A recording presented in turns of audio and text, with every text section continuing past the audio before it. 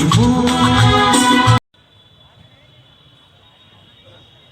मिट्टी की हाड़ी में बनती हुई चाय जो आर्टिसन ग्रुप के द्वारा ही है, और ये सारे बैम्बू से बने हुए एक कॉटेज जिसके बारे में चर्चा हो रही थी, और ये आर्टिसन ग्रुप के तरह जो एक बेहतर आर्ट का प्रदर्शन हुआ है उनके तहत मफलर, वुलन, ये सब पहाड़ी आइटम्स हैं, और ये बम्बू के सारे सेट्स और ये आइटम्स, मिट्टी बचाओ, ये सारे कार्यक्रम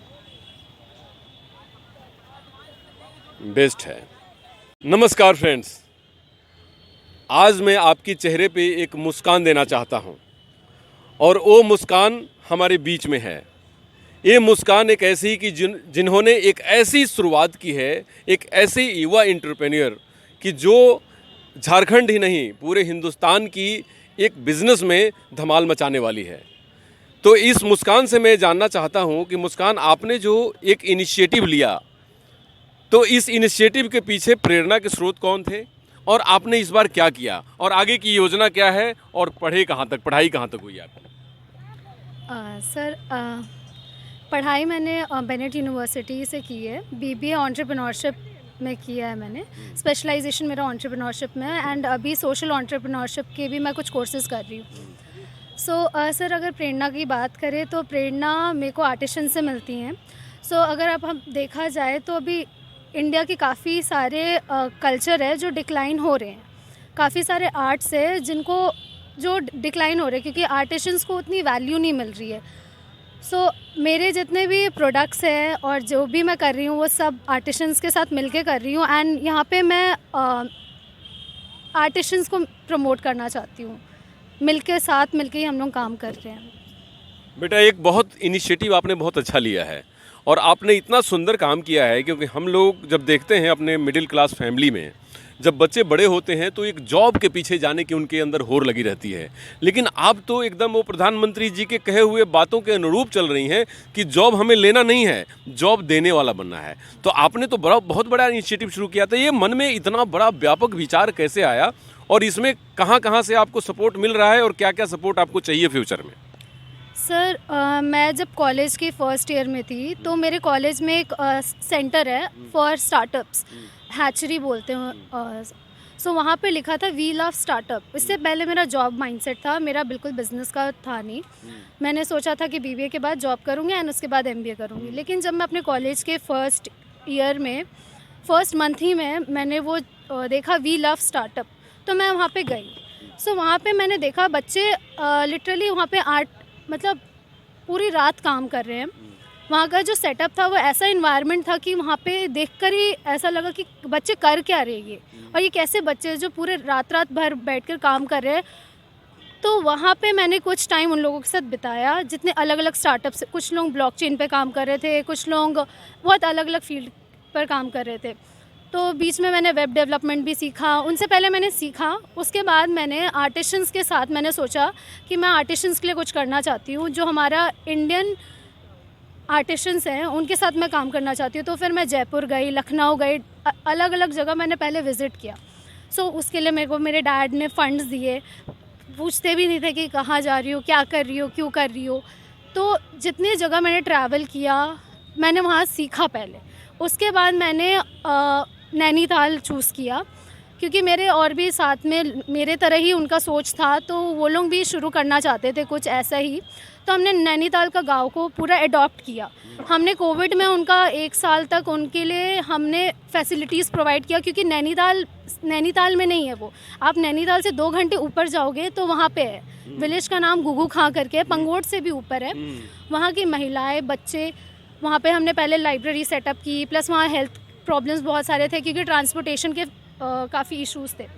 हमने 1 साल पहले उनके साथ टाइम बिताया, उनका चीज़ें जाना, फिर वो हमारे साथ काम करने के लिए राज़ी हुए, क्योंकि उनका कहना था ना, काफ़ी लोग ऐसे आते हैं और चले जाते हैं। तो हमने कम से कम पहले 1-1.5 साल उनके साथ टाइम बिताया है, उनसे सीखा है। फिर हमने अभी 6 महीने, ये मेरा फर्स्ट बैच ऑफ प्रोडक्ट्स हैं, एंड अभी जाके हमने चीज़ें लॉन्च की। और जमशेदपुर मेरा शहर है, मैं जानती हूँ, तो मेरे को सब बोले कि दिल्ली बैंगलोर जैसे क्यों जगह पे क्यों नहीं स्टार्ट किया आपने।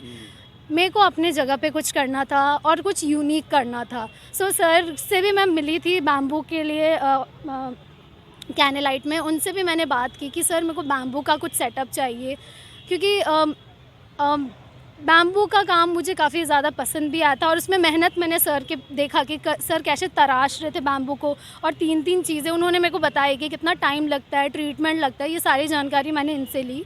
एंड उसके बाद मैंने सोचा कि मेरे को बैम्बू सेटअप करना है, तो फिर ये मेरे आर्टिशंस ने ही बनाया है एंड काफ़ी मेहनती हैं वो लोग।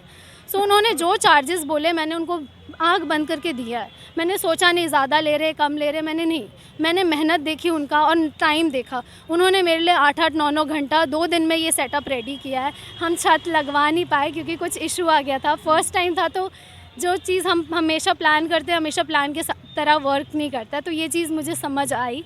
एंड अभी काफ़ी अच्छा रिस्पॉन्स है, सबको पहाड़ी चाय भी पसंद आ रही है, पहाड़ी प्रोडक्ट्स भी अच्छे लग रहे हैं, क्योंकि पहाड़ी प्रोडक्ट्स में मेरे जो बाल में लगाते हैं ना लड़कियां, बहुत आंटी और कई महिलाएं बहुत पसंद कर रही है, क्योंकि वो अपने टाइम पे वो बनाती थी और अभी वो नहीं बना रही है, और वो काफ़ी रिलेट कर रही है सारी चीज़ों से, ये सारे प्रोडक्ट से, कि हम ऐसा करते थे। हम कॉलेज के टाइम में 1-1 घंटा हमारे होम साइंस का क्लासेस होता था, एंड वो लोग मुझे थैंक यू करके आ रही कि थैंक यू हमारा वो चीज़ रिवाइव करने के लिए, वापस से हमारी मेमोरी रिवाइव करने के लिए।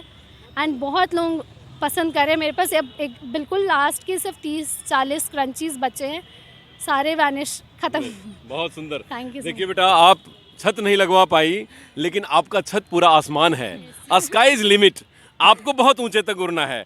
अब मैं उस प्राउड डॉटर, ये हम लोगों के परिवार की हैं, उनके पापा से मिलवाता हूं, जिनके बारे में हमारी बिटिया बोल रही थी। सर, ये हम लोगों के परिवार की गौरव है, हमारे राज्य की गौरव है, देश की गौरव है। यही बेटी कल चल के प्रधानमंत्री बनती है, राष्ट्रपति बनती है, एक अच्छा बिजनेसवुमन बनती है, इंदिरा नूई बनती है, और बड़े बड़े कंपनियों को CEO और चेयरमैन बनती है। तो एज ए फादर क्या फील कर रहे हैं जब हमारी बच्ची इस तरह से माने खिलती जा रही है, पूरी दुनिया में इसका होराइजन होता जा रहा है? बिल्कुल आपने सही बताया। हम सबको गर्व है ही। जब ये BBA में फर्स्ट ईयर में थी, मैं गया था, इन्होंने कुछ स्टार्टअप की बातें करी थी, कुछ अटपटा लगा मेरे को, लेकिन हमने कभी रोका नहीं। तो इनके मेंटर से भी मिला, विनोद सर से, बाकी जितने इनके डायरेक्टर वगैरह वहाँ बेनेट यूनिवर्सिटी के थे, सबसे मिला, सबने इसके तारीफ ही किया, बोले कि सर इनको कभी रोकना नहीं। तो मैं बोला सर मैं तो आर्मी बैकग्राउंड से हूँ, बच्चों को रोकना हमारी फितरत में नहीं है, तो जो करेगी उसके लिए हमारा फुल सपोर्ट है। तो यहाँ पर भी जमशेदपुर में हमारे भैया ने बहुत सारे कोऑर्डिनेट भी करवा दिए आर्टिसन से। हम लोग रांची गए, रांची में ये आपका जूट की काम होती है।